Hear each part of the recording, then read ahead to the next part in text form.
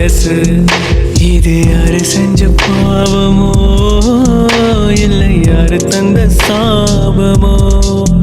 நீ வரவ நினைச்சு முருகுறான நினைச்சு கருகுற. நீ கனவ நினைச்சு கலங்குறான நெசமாயிப்ப கதறுற. இது சோகம் இல்லை அதுக்கும் மேலதான் ஒரு ஏக்கம் ஓ மனசுக்குள்ளாயிருந்தோ.